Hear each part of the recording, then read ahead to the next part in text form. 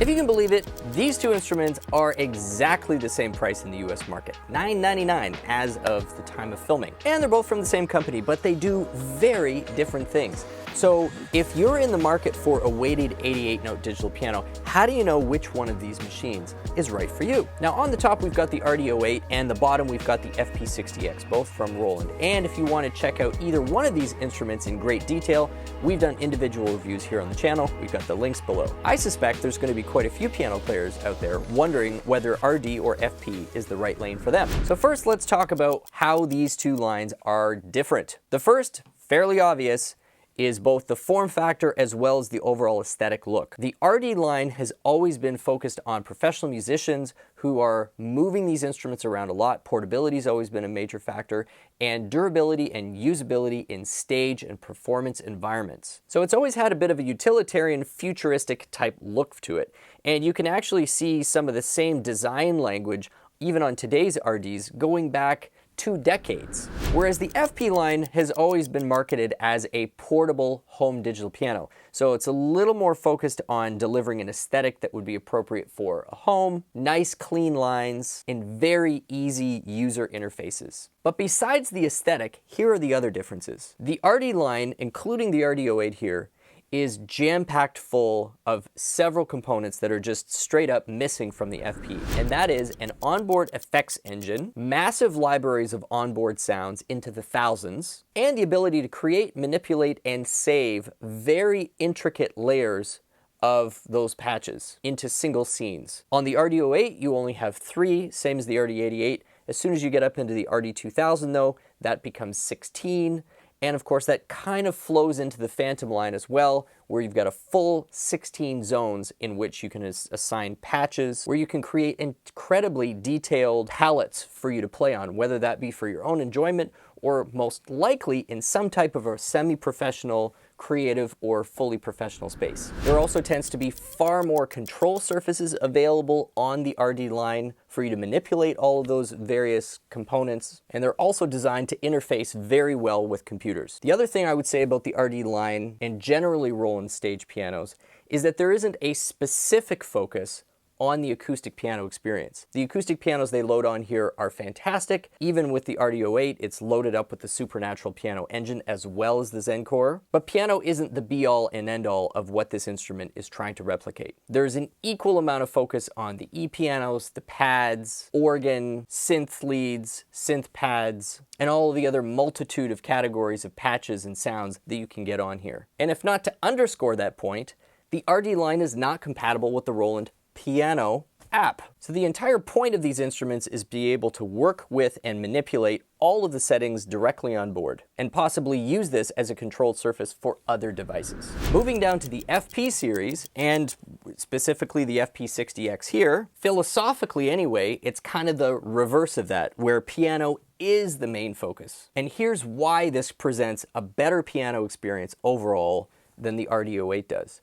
It is compatible with the Roland Piano app. That is going to give you extensive abilities to edit the piano sound from the app or inside here. That's something that's more or less locked away with the RD line. You've also got the My Stage feature, which is a whole series of presets that combines a lot of those editable parameters from within the piano designer, along with other settings such as ambient settings, so that you can quickly call up entirely different piano playing experiences with one hit of the button. You've also got quick features that are already pre-programmed rather than having to set it up this way, such as split and dual, which is ideally set up, say, for teachers using this to have students on here, 2 people playing piano duets together. And then let's not forget about the matching stand and triple pedal, which is really designed to mimic the 3 pedals that you would get on an acoustic piano. As well, on the FP-60 and specifically the FP-60X and 90X, you've got upward facing speakers, which is delivering a clearer sound straight to the player's ear, as well as a ton of pre-programmed piano music that you can play from the instrument. It's also equipped with both Bluetooth audio and MIDI, taking into account, of course, that in a home setting, people may very well want to use this both as a speaker, as well as be able to play music into here and then be able to accompany themselves or play along with it. So personal playing enjoyment, lots of editability when it comes to your piano experience, and with the right accessories, the ability to truly simulate an acoustic piano type experience. Up here, it's all about portability. It's all about lots of active control directly within the panel and giving a huge range of flexibility in terms of the configuration and the variety of choice for the patches on board. Now, in terms of the actual piano playing experience between these two, there's some interesting observations. The default speaker EQ between these two instruments is quite different. So even though it's possible to get the same piano tone sounding fairly similar between these two, if you leave both EQs flat out of the box, the RD-08 actually sounds substantially more lively than the FP-60 does, even though the wattage is half and the speakers are substantially smaller. Don't let that fool anyone though. If you quickly do a side-by-side in a store, that is nothing more than the default EQ being set to perfectly flat on the FP-60X by design versus the RD-08, where the speaker EQ isn't necessarily really going to be a consideration. They just want something that's going to be able to cut through noise and potentially self-monitor in a somewhat noisy environment. Give your FP-60X or 90X for that matter a quick V-shape and you're quickly replicating the sound that you're getting out of your RD-08 or RD-88. Second, even though these two use exactly the same action, which is your PHA-4 standard action from Roland, which has escapement as well as a triple sensor, as I have mentioned a few times on this channel, but not made too big a deal, when you change how an overall action is cushioned or secured into a key bed, it can have a fairly significant impact on your sense of the depth of the key, as well as the sense of the weight and responsiveness of the key. And there is no doubt that the FP-60X, because it's got a more robust frame, is firmer underneath the key bed. So that creates the impression of a slightly faster action, actually. When we move to the RD-08, because of the plastic casing and the slightly less reinforcement underneath the key bed, there is just a tiny little bit of give or a little bit of flex when you really lean into this key bed that you don't feel down here. And for advanced acoustic piano players, that's going to create a sense that the key is actually slightly deeper and possibly maybe even that it feels a little heavier than the FP-60X. When it comes to the core sounds, in terms of the signal, these instruments are going to be outputting very similar tones. But keep in mind, the sound output on the RD-08 is being routed through some different affecting channels.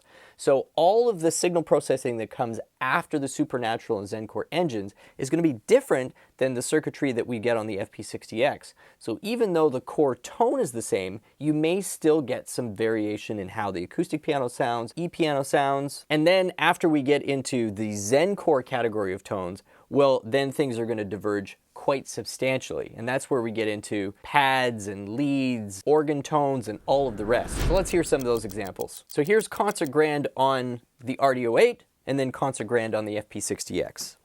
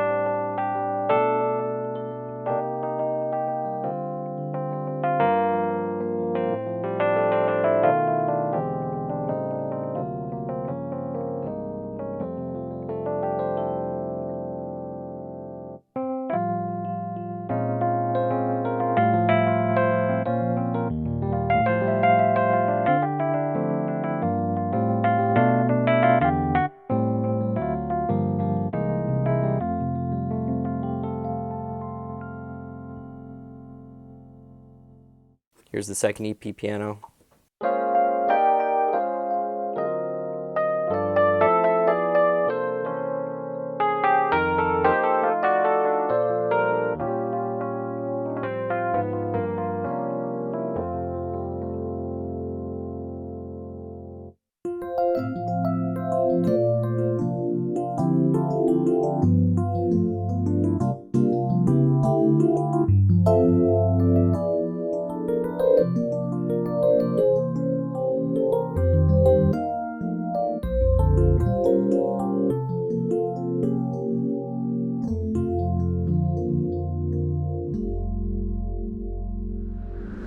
Yeah, very different playing experiences once we get outside of that core supernatural piano engine. Then of course, once we hit things like organ,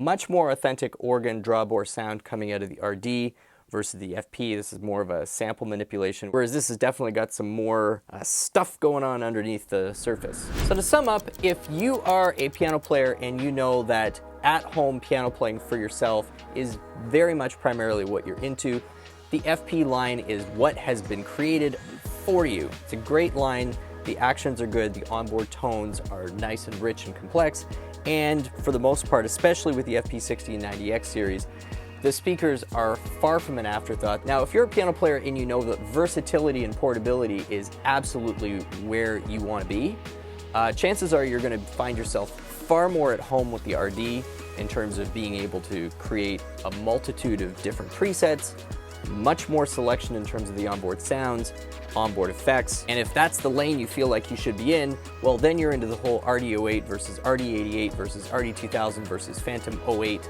debate, which is a different video. Anyway, thank you so much for checking out today's video. If it's the first time you've checked us out, please consider hitting that subscribe button. We'd love to see you back for more. We love making these videos, and subscribing, liking, sharing really helps us out here. My name is Stu Harrison. It's been Merriam Pianos on YouTube, and we'll see you again soon.